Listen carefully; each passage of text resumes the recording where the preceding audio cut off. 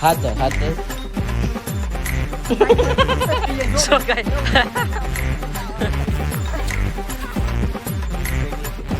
Guys કામ જોવાનો. હે ગાઈસ, જય શ્રી કૃષ્ણ. કેમ છો તમે બધા? આઈ હોપ તમે બધા મજામાં હશો. અને મારા પગ એટલા ખતરનાક રીતે દુખાઈ રહ્યા છે ને કે ના મારથી બેસાય છે ના ઊભું થવાય છે. બહુ ખરાબ દુખી રહ્યા છે યાર, હદ બાર વગરના. બહુ આમ કહેવાય ને, એટલે ઘણા ટાઈમ પછી દોડ્યો શું, એટલા એના કારણે આવું થયું.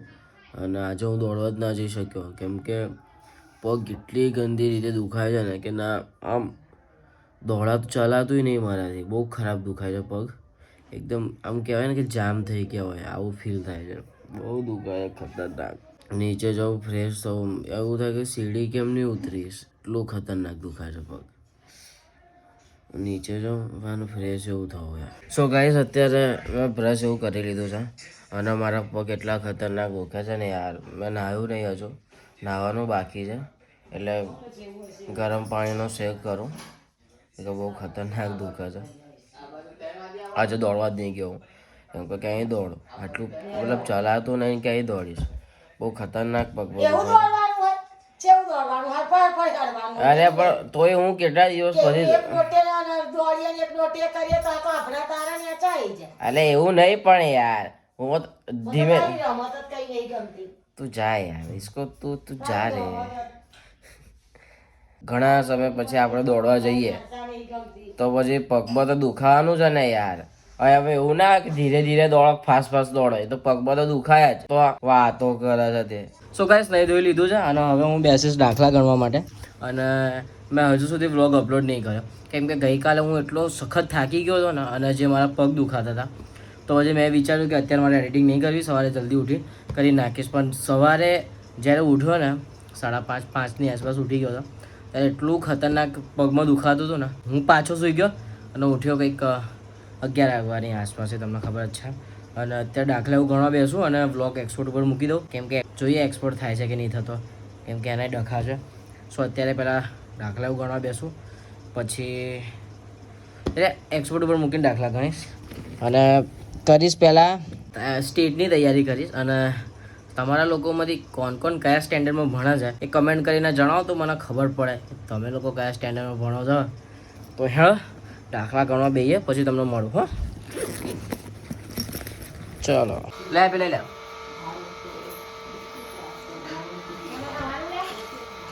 બિચારો ડરી ખાય છે. સો ગાઈસ, અત્યારે હું અલ્યા હું દરવાજો ખોલતો કહેતો ખરા ડ્રીમ લઈને આવ્યો માથામાં.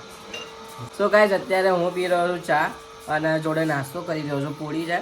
અને અત્યારે હું મારા ભાઈના ફોનમાં શૂટ કરી રહ્યો છું કેમ કે મારા ફોનનો બ્લોગ એક્સપોર્ટ થાય છે. અને અત્યારે મમ્મી બીજી વાર ચા બનાવી રહી છે કેમ કે મારી બા ચા બનાવે ને એટલે એમાં કશું મેળ ખાય નહીં. એમાં 2 જણ ચા પી રહ્યા ને એટલી ઓછી ચા બનાવે એટલે મારા મમ્મી અને વાગી રહ્યા છે 6 અને 6 વાગે મારા મમ્મી ફરી ચા બનાવી રહ્યા છે કેમ કે 7 વાગ્યા. આ તો 7 વાગ્યા એટલે વાગી ગયા. કેટલા વાગ્યા ખબર છે? 7:30 થયા. અને હવે જઈને મારો વ્લોગ એક્સપોર્ટ થયો છે. આખો દિવસ મેં આજે વ્લોગ એક્સપોર્ટ થવામાં કાઢ્યો છે કેમ કે યાર સારું આનું શું ડખા છે એ જ મને નહીં ખબર પડતી. હવે તો હું તમને કંઈ કંટાળો આવું થાય છે.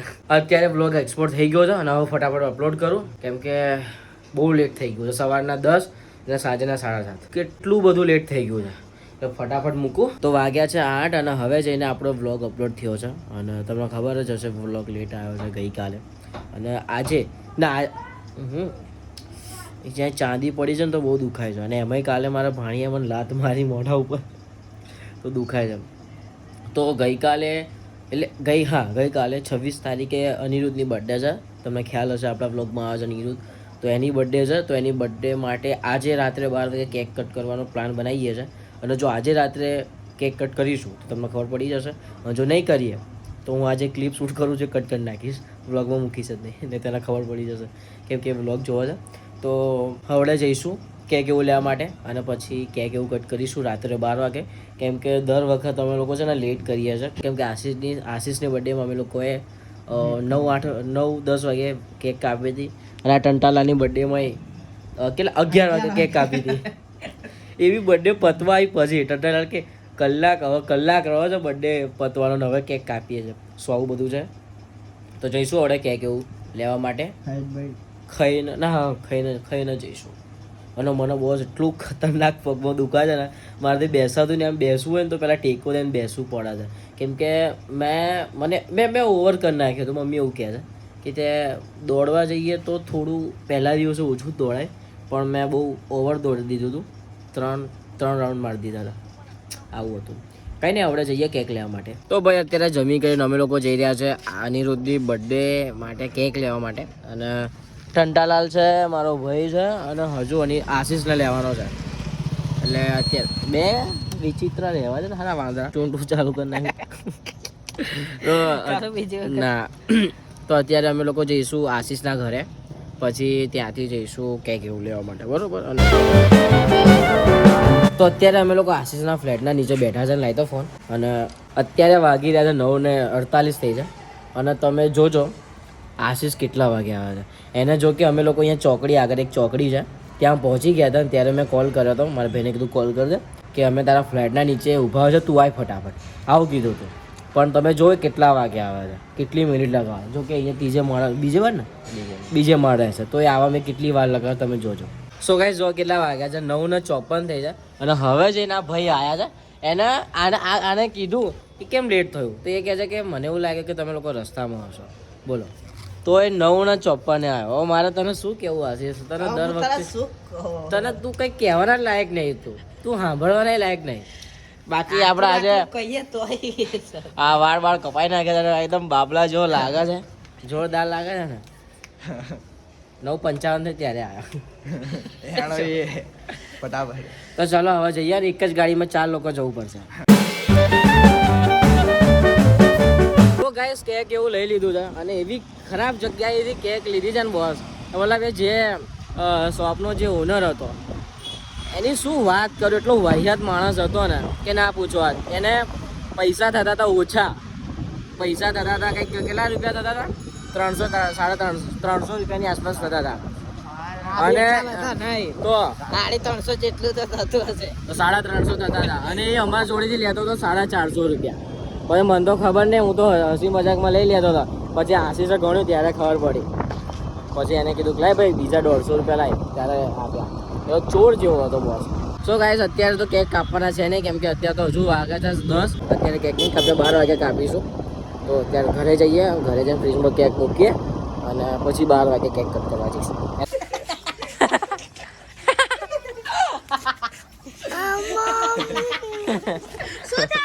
સો ગાઈસ અત્યારે વાગી રહ્યા છે 11:25.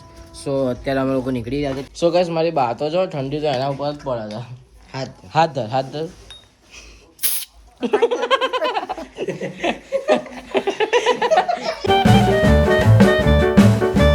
સો ગાઈસ અત્યારે ટંટાલાલ છે ને એ આગળ બેસશે, તમે જોઈ શકો છો.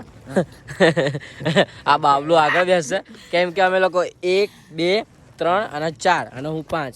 આ 5 લોકો છે અને ગાડી છે 1. બેસ અહીંયા નીચે બેસતો ફાવસ ત્યાં ફાવશે તો બેસ. આ સાઈડ બેસ, પગ આ સાઈડ પણ બેસતો ખરા. અલે આમ પગ આમ રાખ. હા બેસ, પાછળ જા, પેલી સાઈડ જા, થોડુંક પેલું જા. પગ ઉપર લઈ લે, પગ ઉપર લઈ લે.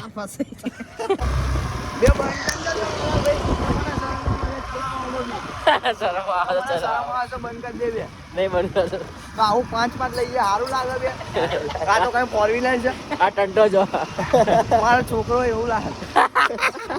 આ ટંટો, આશીષ, આ ભાઈ, આ ધવલ અને હું.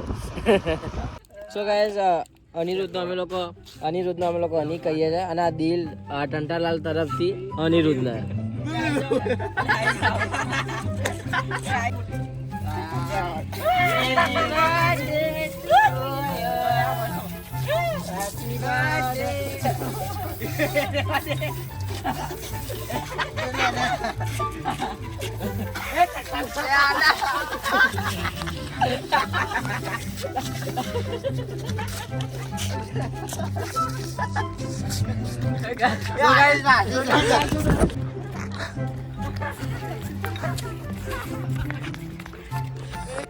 સો ગાઈસ મજા આવી ગઈ. સો ગાઈસ આજો થયું. Happy birthday.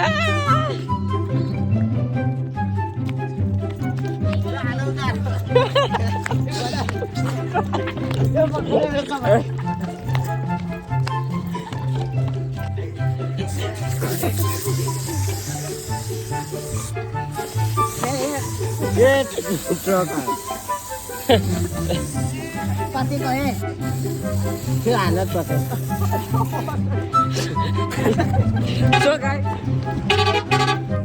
શું ચાલી રહ્યું છે ખબર નહીં પડતી. અલે આ સુને લાવવાનું ને હવે બર્થડે હતી કોની અને બગડ્યું કોણ? એ બસ એ ચલે કેક કાપો લે હવે 1 વાગે કાપીશું પહેરાઈ દો. So guys, happy birthday Nino. Happy birthday.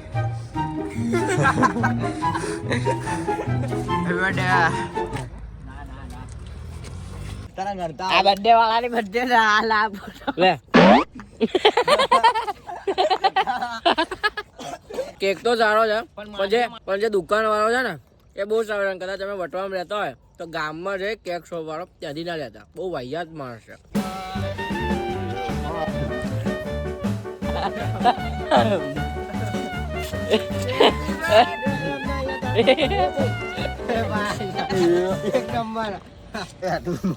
શું બહુ નહીં ખાવે આટલું બહુ આટલી કેક છે. કેક તો જો અરે મેં એમ વિચાર્યું હતું કે આના ઘરે થોડી મોકલાઈશું અને કેક જોયા બધી પતાવી દીધી. શું કહીશ આમાં હું આશીષને કહેતો હતો કે ઘણા ઈશારા કર્યા પછી ફાઇનલી એને ખબર પડી ત્યારે એનો ફોન રોટેટ કર્યો.